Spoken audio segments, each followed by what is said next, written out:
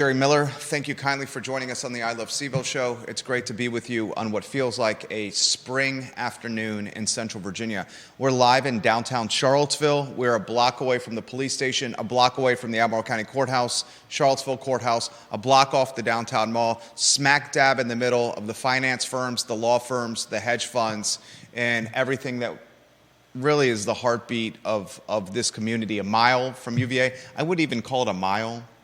Why don't you do this, Judah? Out of curiosity, our studio from the Rotunda, if you could check the mileage on that, I would say it's less than a mile, and I would characterize it in the vicinity of 0.75 to 0.8 in that vicinity, just out of curiosity. The talk show we hosted this morning, it's Real Talk with Keith Smith. Real Talk with Keith Smith approaching its 5-year anniversary. Very few shows on any network, and I'm talking ABC, NBC, CBS, Fox, Netflix, have 5 years of consistency, 2 to 3 shows a week like Real Talk with Keith Smith. And the show, I learn weekly from this program. It's made me a better businessman and a better real estate person and a more engaged citizen in Charlottesville and Albemarle and Central Virginia. And today's program with Chris Fairchild and Tony O'Brien, 2 supervisors from the Fluvanna County Board of Supervisors, was one of the best pieces of content we have ever created in the history of the I Love CVille Network. I sincerely and genuinely mean that. I'm going to take a portion of the show, the portion I found most fascinating. It's about a 7-minute clip on data centers. And I'm going to replay it and re-air it for you so you can have a moment to really absorb it like I did. I've listened to it 3 times, and each time I've learned something from it. I want a couple of key takeaways before we play it. Give me a thumbs up when you have that mileage, and I'll give you a cue of when to play the sound from Tony O'Brien. I did not know this. The Commonwealth of Virginia is the data center capital of the world. There are more data centers in the Commonwealth of Virginia than in any other place in the entire world. I also did not know this. Amazon, I'll take a step back. We know the surface details of Amazon investing $11 billion with a B, $11 billion into Louisa County. We broke that news for you on the I Love CVille Show. This program broke that news, $11 billion into Louisa County by Amazon, an investment that's going to change the landscape of Louisa. And we haven't really had a chance to unpack how it would change the landscape. Well, we have a little bit of clarity now. Tony O'Brien on Real Talk this morning indicated you're looking at potentially $25 million per year in incremental tax revenue for Louisa County from this Amazon deal. Furthermore, he highlighted that this Amazon deal is not really going to strain or throttle infrastructure, schools, roads, water, because the data centers for large part are not heavily staffed. Do not utilize a lot of human capital. So what's essentially happening when this deal materializes, $11 billion from Amazon into Louisa, the county of Louisa is going to have a Brinks truck of gold bars every year, metaphorically dropped off by Amazon in front of its Board of Supervisors. $25 million a year in incremental tax revenue for a county whose budget is minuscule when compared to Charlottesville or Albemarle. So I want to ask this question, and I asked this question on Real Talk. If Louisa gets this Brinks truck of gold bars of incremental tax revenue, how will that impact the jurisdictions that surround Louisa, including Fluvanna, Albemarle, Charlottesville, and those that are in Central Virginia? Could Louisa do an aggressive campaign with its budget, with its taxing, alleviating the burden of rooftop taxes, making it more affordable to live in Louisa because they have this Brinks truck of gold bars to help offset that that exposure. Basically, what I'm saying is this. If Louisa gets $25 million of incremental tax revenue a year, will it say to residents of Louisa, we're going to pass some of that savings on to you, we're going to make the taxes on your homes less expensive? And if they do that, will that encourage an influx of residents into Louisa migrating from the surrounding counties? That's a damn good question for today's talk show. Also a damn good question for today's talk show is the article in the Cavalier Daily. I am very impressed by this op-ed piece by a college student in the Cavalier Daily. The author, Wiley Brunman, he penned this op-ed yesterday, basically I don't want to say calling out Sam Sanders because I don't think that's fair, but he basically said that Sam Sanders being an appointed city manager offers him, help me out here, and make sure you're on a two-shot here, employment protection that an elected city manager would not otherwise have. Yeah, I think it clears him of at least some accountability towards the people of CVille. If Sandersville, Tent Town, and Lee Park on Market Street was authored or advanced or launched by an elected city manager, would that elected city manager have even done it for fear of not getting reelected or fear of the reaction from the populace that votes him or her into office? Yeah. Because the city manager is appointed by council. As long as whatever he does, as long as he knows that whatever he does is what council also wants, he pretty much has immunity. Great topic for today's show. Florida State and the University of Virginia, Saturday, 7:45 p.m. ACC Network. But the lead of the program is a piece of sizzle. It's some sizzle from Real Talk with Keith Smith that is absolute content gold. I'll set the stage. Tony O'Brien is doing most of the talking. He's a multi-term board of supervisor in Fluvanna County. Also on set, Chris Fairchild, the chairperson of the Fluvanna County Board of Supervisors. Keith Smith, a known commodity in this community. The show airs on the I Love CVille Network at 10:15 a.m.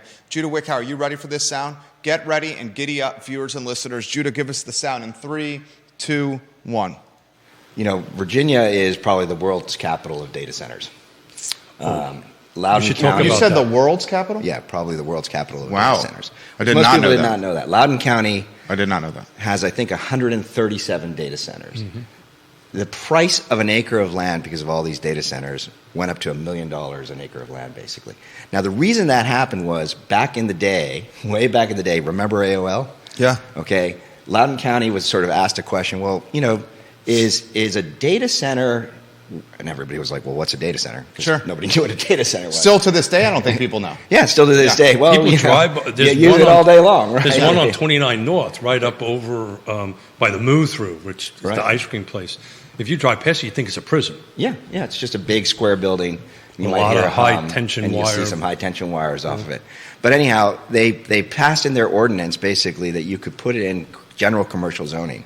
So the developers all went out and started buying the land from that purposes for commercial zoning. You get it rezoned, and at that point in time, now you can put in a data center by right. Well, that is what drove it up. Now, the reason that they located there was because of AOL having brought all the fiber into that area, which, you know, today we think, oh gosh, what does that actually mean? But let's remember the days of dial-up, DSL, that didn't exist. When 9/11 happened, I used to have a client that worked with the FBI.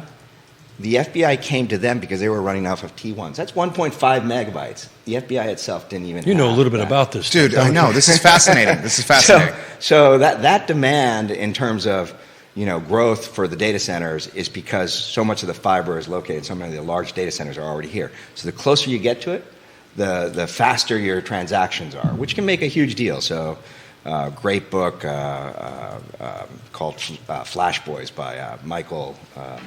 It's not you and me, man. Yeah. Anyhow, I can't remember his name, but it's a great book. It'll come back to me. But no flashing. No flashing. Anyhow. No flashing. So, and I'll be quiet in a second and let Chris rebut here. No, this is great. This is great. I forgot what I was going to say. Go ahead. So anyhow, the component was that it's become so expensive to continue to put data centers in Northern Virginia that now you're starting to see the expansion of data centers throughout the state. Louisa Is that County? 11 billion Amazon Louisa? That 11 billion Amazon Louisa is pretty fascinating. What we found out last night Isn't that really cool? Go even ahead. a little bit more fascinating. Well, just that 11 billion, to put it in perspective, is I think $25 million of projected revenue for the county of Louisa. That probably Per what? Per year? per year. Wow. Yeah, that probably translates to, I guess, somewhere in the neighborhood of 12 cents on the dollar in your property rate. You know, That's significant. it's huge. Yeah. But get ready for this. The last night at the TJPDC, the new commissioner, Mr. Manning, He was a board of supervisor. I'm sorry, but also commissioner on, Yeah, correct. on the TJPDC, but also the new board Got it. supervisor, mentioned that, you know, the data center plan is they're going to put 7 of them up near Cuckoos in Minerals. In Minerals. In Mineral. Right? So 7 are going in there, and they're putting in 2 substations, right? So we'll get to the Electric. power second here in a second. How many acres they were? 284 acres. They're going to put in 2 substations. It's going to take 204. Just think about that. 250 acres to put 2 electrical substations in just to provide energy to that. For 10 data centers. Yeah. Now, they also have land further down, which is 1,400 acres. They're putting in, I think what he said was, they're going to put in 4 data centers there, but they're also putting in substation. They're building the capacity for substations of up to 10 substations there. It's 1,400 acres. Which is telling you what? So it's telling you what? You They're hear that growing. big sucking sound? That's Louisa bringing in data centers into a 1,400 acre farm. Well, if they've got $25 million from 11, what are they going to get when they have 30 or 40 of these? And what's the cause and effect of that? Well, okay, data centers in general don't employ a lot of people. Okay. So you're saying they don't throttle county infrastructure? They don't really or throttle strain, county or infrastructure. strain is Yeah. a better word. Yeah, they don't strain it necessarily. Schools, roads is what I'm highlighting here. Water's what I'm highlighting here. Well, Amazon's bringing in their own pipeline to do things, and they're also going to build a road that goes So through this the is pretty center. much a checkbook for and Louisa. that was interesting, It's- right? it- yeah. They're paying for treated water, but they're only using raw. Yeah, they're paying for treated water. So, I mean, it's like, it's incredible, you know, what is happening. But, you know, this is an example of, you know, how much growth is happening related to that. But I want to switch to the power side, because this is what Chris was talking about. The reason that this is becoming a bigger deal in terms of power is that they do require enormous amount of energy. That's what Now, if you're Dominion or any other public utility that's delivering electricity, you know what the regulation process is to bring in new power. You know, if you're trying to build a traditional power plant, that's pretty difficult to do. It can take years, if not decades, to do that. So what they're looking for is as many alternative sources of power that they can get. That's for their own needs. Second need is, of course, you know, we have both federal and state-based clean energy goals that we're trying to achieve, right? And so those clean energy goals require alternative energy in order to meet them. And so you have this tension, which is saying, hey, we're going to need more for the data centers, we're going to need more in order to meet the clean energy goals, and we're going to need more land. So It is not just a blank check, and I think Mr. Fairchild is correct in saying that, you know, counties should have general powers to regulate and say how we should do this, but it is, by the same token, a measure of saying, you know, solar is going to be something that's important for the general well-being and economy. But of is there Virginia. enough solar to run those substations? No, of course not. I- There I- isn't. yeah, I There can't- isn't enough solar. But ultimately, what's going to happen is They suck some energy. well, they suck some energy. They do. They're not going to. It's not enough. But what you're going to start seeing is other forms of energy coming in. Let's let Chris jump in here. Package power. Let me just finish with this thought. Package power plants, nuclear power plants.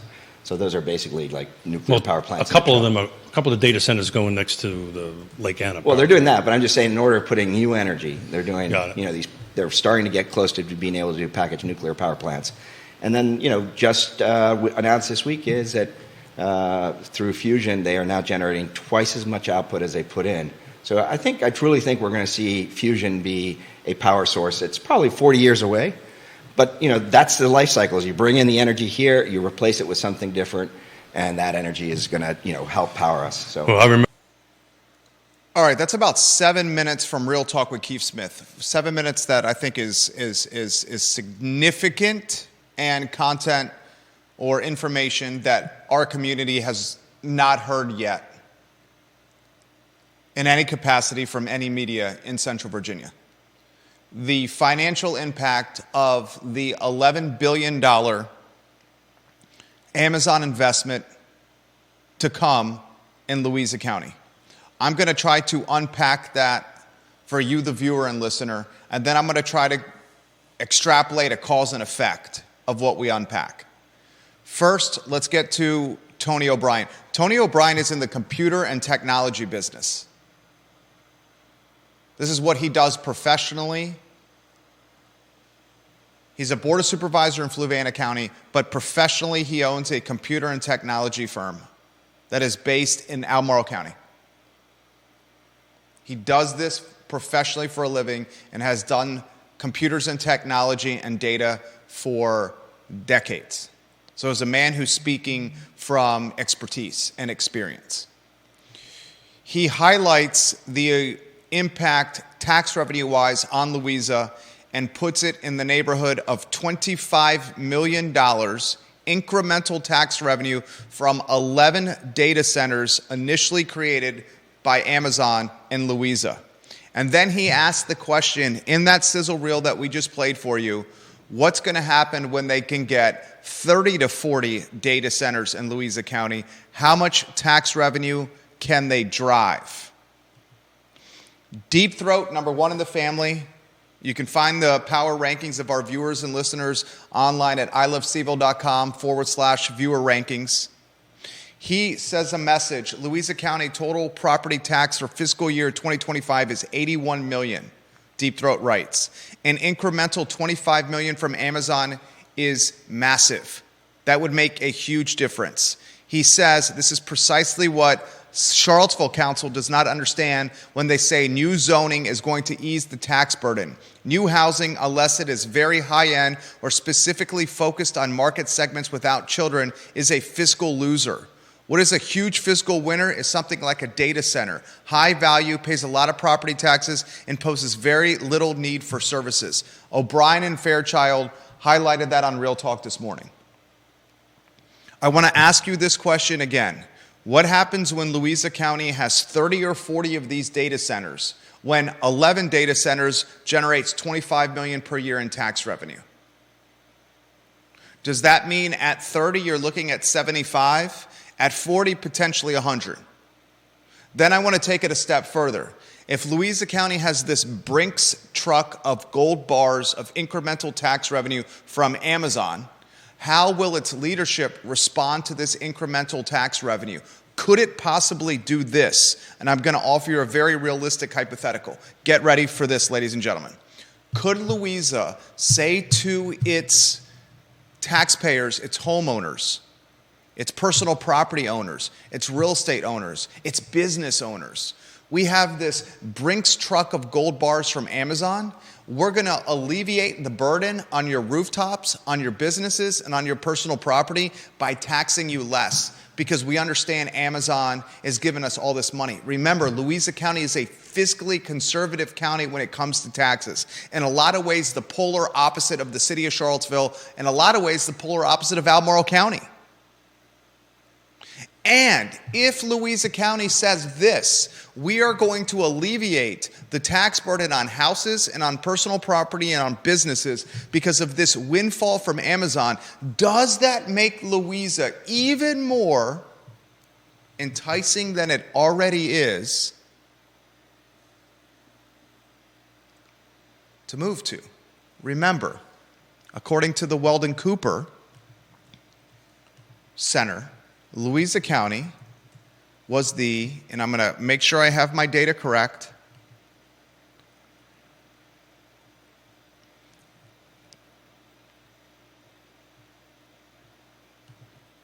I'm looking to a previous show. The third, thank you, according to the latest estimate from UVA's Weldon Cooper Center, Louisa County's population has now cracked 40,000 citizens. As of July 1, 2023, Louisa County had 40,434 residents per Weldon Cooper. The county's population has grown 7.5% since 2020, making Louisa County the third fastest growing locality in the Commonwealth of Virginia.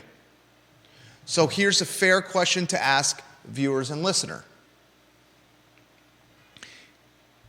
if Louisa County has grown 7.5% since 2020, from 2020 to 2023,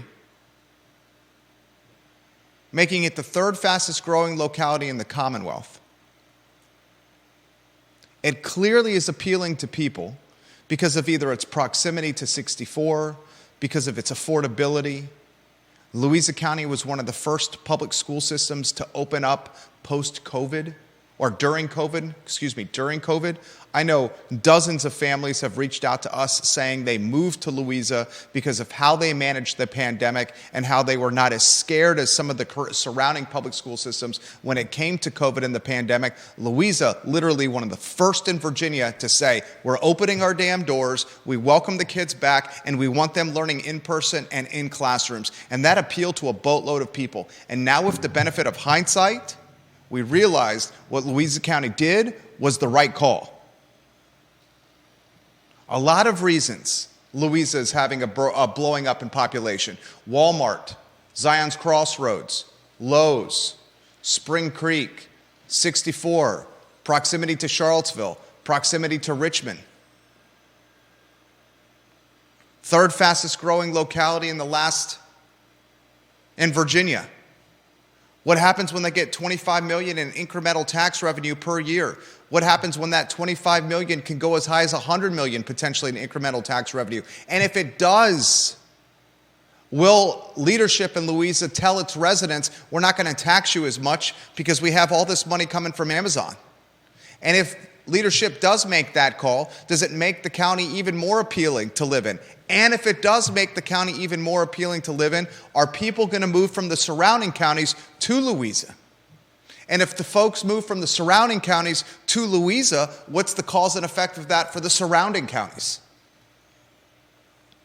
What's the cause and effect of that for business?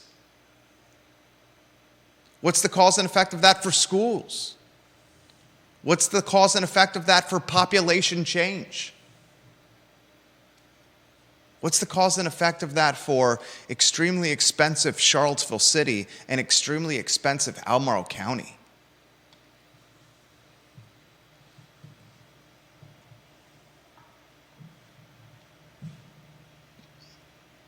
That's content and thinking that is not offered anywhere else but here. If you want to jump in, give me a heads up. All right. Yeah, I think there's another way that data centers have been getting not repurposed, but used beneficially for the areas that they're built in, and that's the massive amounts of heat that they produce. And a lot of people have recently been finding innovative ways of utilizing that heat. Because obviously it costs a lot of money to cool a data center down. For instance, there's a company that is using the servers in Denmark to heat almost 7,000 homes. And I've read other stories about data centers being used to heat local municipalities' pools. And I mean, imagine if during an extremely cold winter, the people of Fluvanna had free heat coming from the data centers. Then I think that would be pretty amazing. Good stuff from you. John Blair, his photo on screen, number 2 in the family. We've heard from number 1, now we go to number 2. Here's what Mr. Blair has to say. Are you ready for this? You should listen to this. You got his photo on screen? Yep. Jerry and Judah, Louisa County's data center acquisition is the area's master stroke of economic development in the Central Virginia area of this century. That's right, Jerry and Judah, this century. I think the following is probably going to be the 2030 reality. Louisa County will have a larger population than Charlottesville, Virginia. It will also be thought of as the best school division in Central Virginia. from John Blair. I will mention this live on air. Let's take this. John Blair, I effing love you. I hope you have a fantastic weekend. I love your comments. Let's take it a step further. In 2023 of July, Louisa had eclipsed 40,434 residents. 40,434. Gosh, I wish I had the Weldon Cooper. Weldon Cooper. I want to see Charlottesville's population. Literally doing this on the fly. I'm going to Weldon Cooper. Oh, Hamilton Lombard. Come on the program. Come on the program, Hamilton Lombard. John Hamilton said to me, you come on the show, he would come on the show, almost verbatim. He said that. Let's see. All right.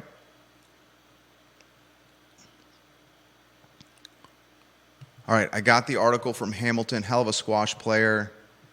Charlottesville population. I'm going to compare the Charlottesville population to Louisa County. I'm doing this literally on the fly in the talk show. Bear with me. Can you find Charlottesville City? Could one of our viewers and listeners, Weldon Cooper, Charlottesville City population? Can you find that, Judah? I'll look.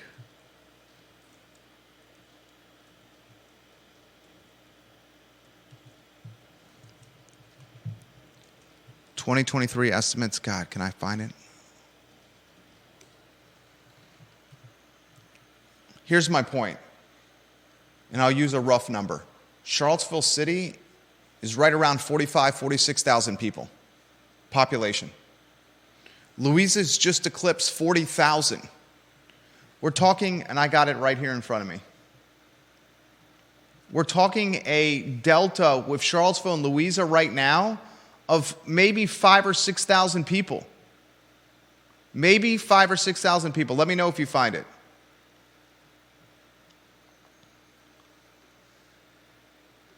I would bet not only is John's prediction accurate that Louisa's population is going to be more than Charlottesville soon. You can base that on cost of living. You can base that on affordability. You can base that on politics. You could base that on school. You could base that on quality of life. You can base that on crime and safety. You can base that on craziness and chaos. Volatility. Louisa and Charlottesville are literally 180 degrees apart. And just about every ideology component, if you think about it. You can make the argument he just made about schools. I'll take it a step further, and could you see the next business incubation epicenter in Louisa? Remember, there's still 600 units coming on the market at Spring Creek. Plan units unbuilt in Spring Creek. Have you been to Spring Creek recently? Fantastic gated community, golf course community, tremendous amenities. 15, 18 minutes from Charlottesville, Spring Creek, right on the interstate. Fitzgerald Barnes, Louisa County Board of Supervisor, friend of the program, known this man for 20 years, easily 20 years.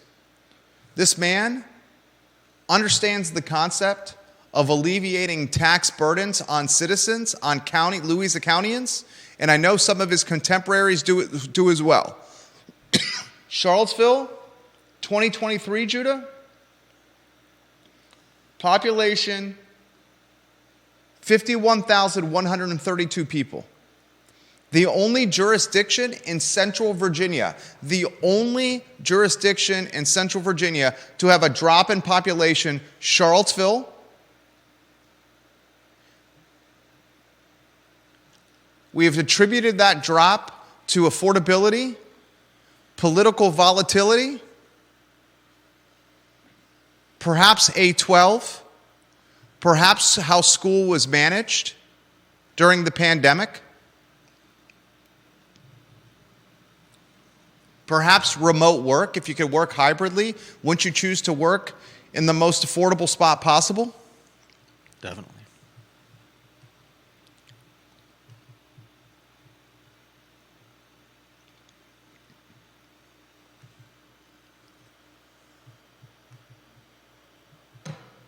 I was absolutely blown away by this. Juan Sarmiento lives in Louisa. He says, Jerry, don't blow up my county. Please leave it quiet like it is right now. Juan Sarmiento works in Charlottesville as the fleet technician at the city of Charlottesville. Lives in Louisa, commutes to Charlottesville. Philip Dow watching the program. I can see everyone moving out of CVille for the benefit. With people moving out, will cause CVille to raise taxes from my viewpoint. I know a lot of people that can't wait to get out. Not everyone. I don't want to throw shade on Charlottesville. I love Charlottesville dearly. My heart beats for Charlottesville, and our business is effing called I Love CVille. One of our businesses. My point is this. There are obvious headwinds for Charlottesville. No doubt. My point is also this. Some invisible line is the divider between Charlottesville and Louisa and Albemarle and Fluvanna. Spring Creek, from the most eastern point of Charlottesville, which is probably what? Somewhere on Pantops? Is 12 minutes? 12 minutes away? And you couldn't have two more different jurisdictions, even from an upside or downside standpoint.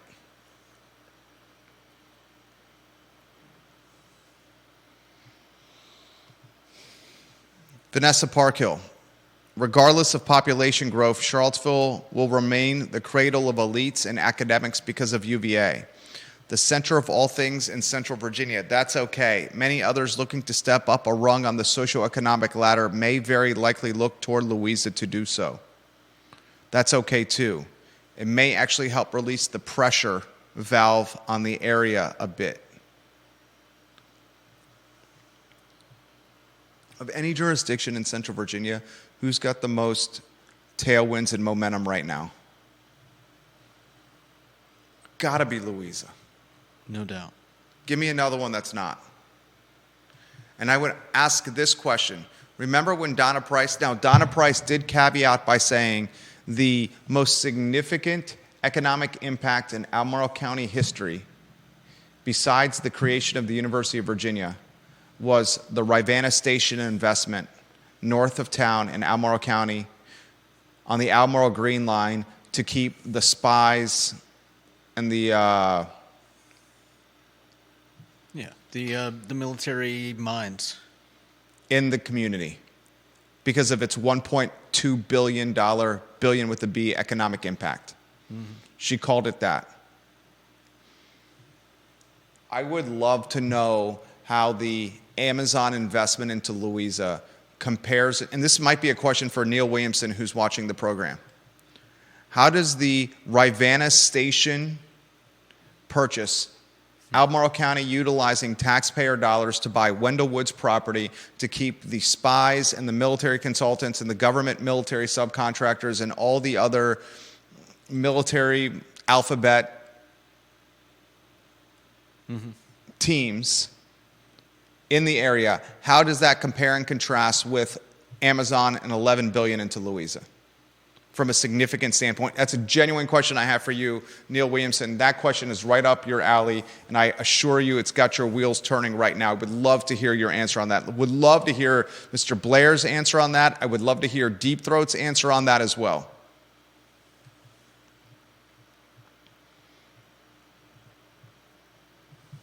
Two TV stations watching you on the program right now. Deep Throat says Weldon Cooper's projections have Louisa County exceeding Charlottesville in 2050. But I think it will happen much, much sooner than that. And he also says if Richmond continues to get nicer, that will be another boom to Louisa. The difference between 1 hour and 10 minutes versus 45 minutes to Richmond is meaningful for people. With Louisa, you have the option to go to either Charlottesville or Richmond. Bingo. Yeah. That's a great point. Richmond was one of the fastest growing. Richmond's population has increased over 40,000 people over the last 3 years. Wow. You have Louisa as the third fastest growing locality from 2020 to 2023, according to Well and Cooper. And Richmond, its population increasing by 40,000 people. And they're separated by, depending on how fast you drive, 35 to 45 minutes.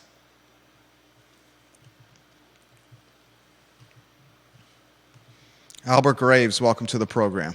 We love when you retweet the show. Mr. DL, welcome to the program, and thank you kindly for watching the show. Trey Barham, welcome to the show.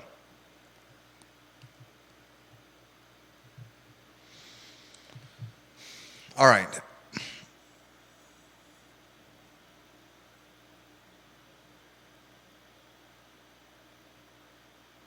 Bill McChesney says that purchase of Rivanna Station may help Greene, Madison, Orange, Louisa, and even Rockingham counties as much as it will help Albemarle County. Northrop Grumman also has cracked ground on its $200 million Waynesboro facility. Let's get to the Cav Daily article. You set the stage for that one. I got a boatload of comments coming in here. You set the stage for Cav Daily. So the article brings up the fact that we have a new mayor and the fact that it's, well, according to the author, not very important. And the reason is that obviously our mayor doesn't do as much as they would in a in a different system, and instead we have a city manager who is, well, in fact, the mayor is unelected, at least unelected by we the people, as is the city manager unelected, and goes back and talks about the fact that before 1922 we actually did have a different system, and goes on to point out the fact that we really have to rely on the city council to have our best interests at heart, because there's really not much accountability for the city manager if they're making decisions like allowing people in the park to live in the park. Yeah, to live in the park For about a month. Mm-hmm. A public park. And talks about the realities of unaccountability and how clear it is in Charlottesville. For instance, back when then city manager Chip Boyles fired police chief Brackney without cause, and She later tried to sue the city and claimed that she was fired because she was a black woman.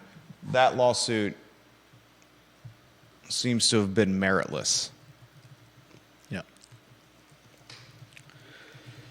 So it's an interesting argument that that the current system may be more efficient, but it leaves much to be desired in terms of how our city is governed and how much you and I have a voice in that governance. Well, the voice we do have is who we elect, Right. who then appoints and hires the city manager. Yeah. Keep going. And also appoints the mayor.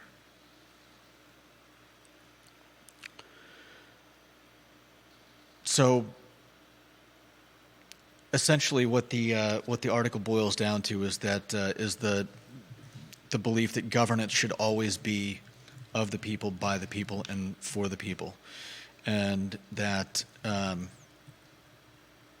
if we were to revert to a mayor council system, we would have a better, more accountable, more effective representation. Strong mayor.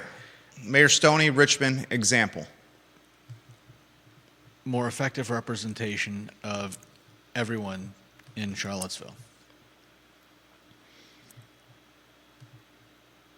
Here's a little history from you for John Blair. Deep Throat. This is right up your alley. Get ready for this, Deep Throat. Get ready for this, all viewers and listeners. This is a fantastic comment by John again. Here's a little history for you and your viewers. The city manager form of government began in Stanton. Why, you may ask? Before the city manager system was invented, the city had a superintendent of streets who reported to the city council street committee. In the year of 1906, only one block of the city's streets were paved. No other street was paved or repaired in the entire city. There was a large budget for city streets that year, but there simply was not proper oversight of the streets department. The city council determined that a large amount of supervisors who were elected, with the loudest political voices getting streets paved, was very inefficient. A professional unelected manager was installed. Within 2 years of this appointment, the amount of streets paved per year increased by 800% for a similar budget as the pre-manager days.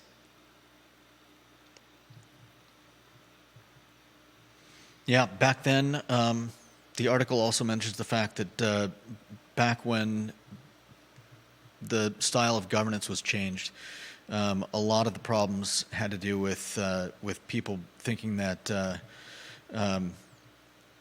mayors were less effective and they were worried about corruption in government, and that may have been the case. But is that still an issue today? Philip Dow says, a friend of mine is a project manager for a massive developer in the area, and he said the plan is to take Zion's and Richmond on 250 and develop everything. And it will not be rural anymore. Randy O'Neill, watching the program, throws a little shade to Mayor Stoney and Richmond, calling him weak in everything. Cavalier Daily offering us a talking point when it comes to the city manager, an op-ed by one of the college students saying that Sanders being appointed as opposed to elected really impacts accountability. Says he functions more like, city council functions more like a board, and the city manager as a CEO. Which is what we have said on this talk show for years. That's why the elections matter, to steal a page from Neil Williamson. And why we really saw it during the turnstile of the city manager spot a handful of years ago. Yeah. And that brings up another good point, that with the current system, with a revolving door of city managers, a lot of the positions that are appointed by the city manager rather than also being elected end up becoming revolving doors, where I think we ended up at one point with quite a few spots, quite a few positions being open as city managers were cycling through. We still have quite a few positions open. It's a fine line, because the last thing we want is career politicians. And a lot of people have made the push of doing a ward system in Charlottesville, where certain areas or the city is broken up into 5 sections, and the 5 sections elect like a district, and the 5 districts in the city elect their own representative. But the fatal flaw with that is that could birth career politicians, Right. which we do not want. Because can you imagine a career politician if you have a bad apple? And I'll leave it at that. But couldn't the same thing happen with city council? Much more difficult to do so, because you have to get support from across the city with city council, as opposed to just maybe, if it's 5 districts and 50,000 people, 10,000 people. It's much more possible that you, as a head of a ward or head of a district, can influence 10,000 people and maintain control, as opposed to garnering the support of 50,000 people. Fair. Much easier to become the senior class president as opposed to the SCA president in a high school. SCA president has got to win the vote of the freshman, sophomore, and junior, where the senior class president just has to worry about the seniors in his or her class. Right.